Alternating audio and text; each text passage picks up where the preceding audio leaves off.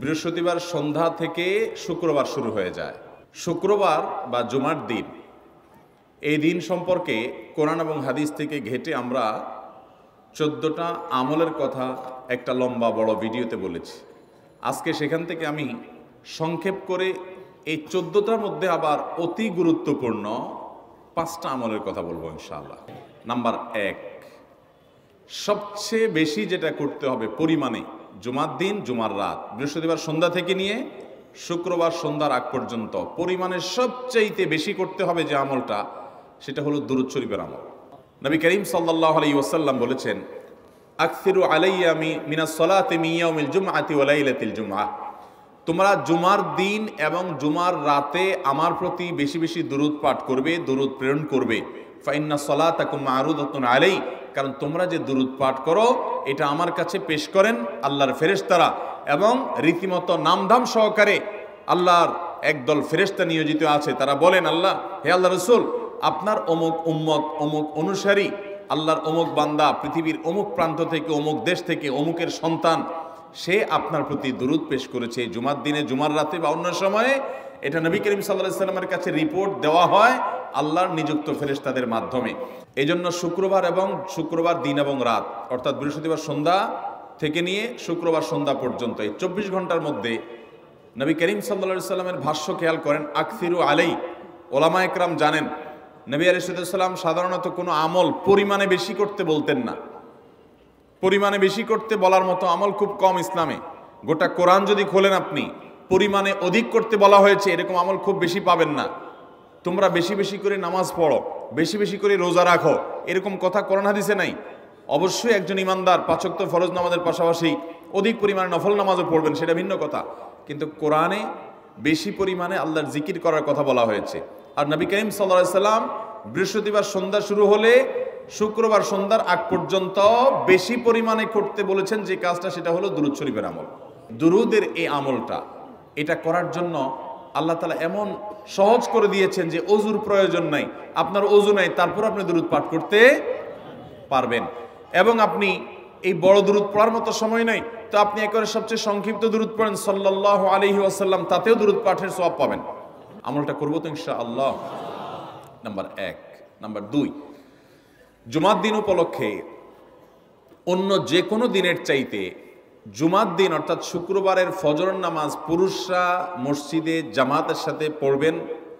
জামাতের সাথে পড়ার নিয়ত করবেন পাক্কা, কারণ অন্য যে কোনো দিনের ফজর নামাজ না, শুধুমাত্র যত নামাজ আছে, নবী করিম সাল্লাল্লাহু আলাইহি ওয়াসাল্লাম বলেছেন, আফদালুস সালাওয়াতে ইনদাল্লাহ, আল্লাহর কাছে দুনিয়ার সব নামাজের মধ্যে 5 ওয়াক্ত সাধারণ নামাজগুলোর মধ্যে সবচাইতে উত্তম নামাজ হলো সলাতুল ফজরে মাআল জামাআতে ইয়াউমাল জুমআহ, জুমার দিন ফজরের নামাজ জামাতের সাথে আদায় করা হলো যত নামাজ আছে এর মধ্যে সবচেয়ে শ্রেষ্ঠ নামাজ।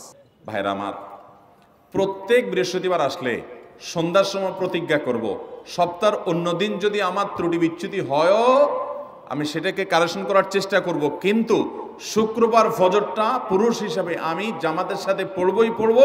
তার জন্য রাতে আগে আগে শোবো, ডাবল ট্রিপল অ্যালার্ম দিয়ে শোবো, অন্য নামাজি বন্ধুকে বলবো ফোন দিয়ে ডেকে দিবি, একে অন্যের সহযোগিতা করব, কিন্তু ফজরের নামাজ জুমার দিন ছাড়বো না ইনশাআল্লাহ। 3 নম্বর আমল হলো সূরা কাহাফ পড়বো। যারা কোরআন পড়তে পারেন না তারা শুনবেন, আর যারা পড়তে পারেন তারা নিজে পড়বেন। সূরা কাহাফ যদি জুমার দিন কেউ পড়ে, নবী করিম সাল্লাল্লাহু আলাইহি ওয়াসাল্লাম বলেছেন এই সূরাটা তার জন্য নূর হবে, নূর, আলো আল্লাহর তরফ থেকে। কিয়ামতের ময়দানে ভয়াবহ গুটগুটে অন্ধকার হবে। কিয়ামতের একটা ভয়াবহ শাস্তি হলো অন্ধকারের শাস্তি। ভাইরা আমার, অন্ধকারের শাস্তি মানে এমন ভয়াবহ অন্ধকার হবে যে দুনিয়ার অন্ধকারের সাথে কোনো তুলনাযোগ্য নয়। সেই ভয়াবহ অন্ধকারে কিছু আমল আছে যে আমলগুলো মানুষের ওই অন্ধকারের মধ্যে আলোর কাজ দিবে। এর মধ্যে একটা হলো এই সূরা কাহাফ।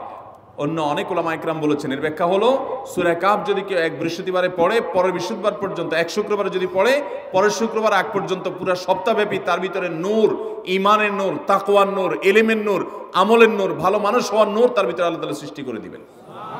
তো নবী সাল্লাল্লাহু আলাইহি ওয়াসাল্লাম বলেছেন সূরা কাহাফের প্রথম 10 আয়াত যদি কেউ মুখস্থ করে, তো এই ব্যক্তিকে আল্লাহ রাব্বুল আলামিন এবং যদি তেলাওয়াত করে, এই ব্যক্তিকে আমলের মাধ্যমে দাজ্জালের ফিতনা থেকে আল্লাহ বাঁচিয়ে রাখবেন।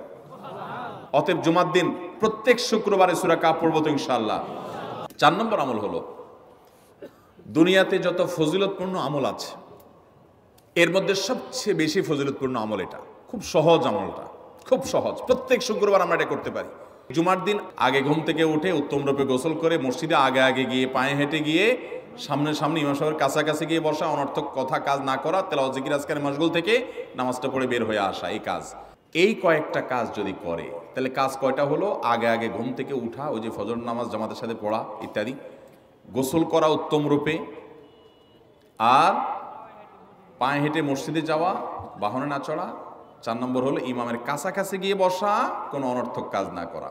এই 4টা কাজ যদি কেউ জুমার দিনে করে, নবী করিম সাল্লাল্লাহু আলাইহি সাল্লাম বলেছেন ওই ব্যক্তি বাসা থেকে মসজিদ পর্যন্ত যে আসলো, যতগুলো পা ফেলবে, যতগুলো স্টেপ ফেলবে, যতগুলো কদম দিবে, প্রতিটা কদমের বিনিময়ে আল্লাহ রাব্বুল আলামিন তার অ্যাকাউন্টে, তার আমল নামাতে 1 বছর রাত জেগে, সারা রাত জেগে তাহাজ্জুদ নামাজ পড়লে এবং 1 বছর সারা দিন, প্রত্যেকটা দিন পুরা বছর জুড়ে নফল রোজা রাখলে যে পরিমাণ সওয়াব পাইতো, 1 বছর নফল রোজা, 1 বছর রাতভর জেগে তাহাজ্জুদের নামাজ পড়ার সওয়াব মাত্র একটা কদম ফেলার বিনিময়ে দিবেন। চেষ্টা করব না ইনশাআল্লাহ। 5 নম্বর এবং সর্বশেষ আমল হলো, জুমার দিনে একটা সময় আছে দোয়া কবুল হয়। দোয়া কবুলের যে সময়গুলো আছে এর ভিতরে অত্যন্ত ইম্পর্টেন্ট একটা সময় হলো জুমার দিন। শুক্রবারের একটা সময় সম্পর্কে নবী সাল্লাল্লাহু আলাইহি ওয়াসাল্লাম বলেছেন যে একটা সময় আছে শুক্রবারের, এই সময়ে বান্দা কোনো দোয়া করলে আল্লাহ তাআলা ফিরিয়ে দেন না, কবুল করেন। কিন্তু সময়টা যে ঠিক কখন, এটা হাদিসে নবী সাল্লাল্লাহু আলাইহি ওয়াসাল্লাম বলেন নাই, যাতে করে হয়তো আমরা সারা দিনেরই কম বেশি দোয়ার চেষ্টা করি। এই বিষয়ে মুহাদ্দিসগণ, হাদিস বিশ্লেষকগণ, পণ্ডিত ওলামায়ে কেরামগণ হাদিসের বিভিন্ন আকার ইঙ্গিতকে গবেষণা করে, অ্যানালাইসিস করে এক একজন এক এক সময়ের কথা বলেছেন। তবে বেশিরভাগ ইমাম, বেশিরভাগ পণ্ডিত ওলামায়ে কেরাম, বেশিরভাগ আপনার ইসলামিক স্কলারগণের বক্তব্য হলো যে এই সময়টা হলো জুমার দিনের শেষ প্রহর, আসরের পর থেকে নিয়ে সূর্য ওঠার আগ পর্যন্ত এই সময়টা। আমাদের আল্লাহর দিকে মনোনিবেশ করতে হবে দোয়ার জন্য বেশি বেশি। তাহলে শুক্রবারে 5 নম্বর আমল হলো বেশি বেশি কি করবো ইনশাআল্লাহ? দোয়া, বেশি বেশি দোয়া করবেন, উঠতে বসতে চলতে ফিরতে। বিশেষভাবে সূর্য ডুবার আগের যে সময়টা শুক্রবার, অর্থাৎ দিনের শেষ সময়টা, বিশেষভাবে আল্লাহ তাআলার কাছে দোয়া করব। ঠিক আছে তো ইনশাআল্লাহ? কয়টা আমল বললাম? আমল করবো তো ইনশাআল্লাহ? মনে থাকবো তো ইনশাআল্লাহ? আমরা প্রয়োজনে বাসায় গিয়ে একটা কাগজে নোট করে ফেলবো, লিখে ফেলবো, লিখে এরপরে ওয়ালে টাঙ্গায় দিবেন বাসায় যে জুমার দিন এই 5 কাজ আমি ছাড়বো না। আপনি যদি মনেও না থাকে, আপনার যদি ভুলেও যান, আপনি এই কাগজ আপনাকে মনে করাবে ইনশাআল্লাহ।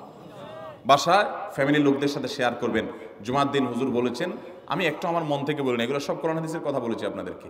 কোরআন হাদিসের আলোকে 5টা আমলের কথা বলেছেন, বিশেষভাবে জুমার দিন আমি 5টা আমল করবই করব। ভাইরা আমার, প্রত্যেক জুমার দিন যদি আপনি একটু ইমানের রিচার্জ করেন, ইনশাআল্লাহ সারা সপ্তাহ আপনার জন্য সেটা উপকারে আসবে। চেষ্টা করবো তো ইনশাআল্লাহ? আল্লাহ তাআলা এই আমলগুলো আমাকে, আপনাকে, আমাদের সবাইকে করার তৌফিক দান করুন।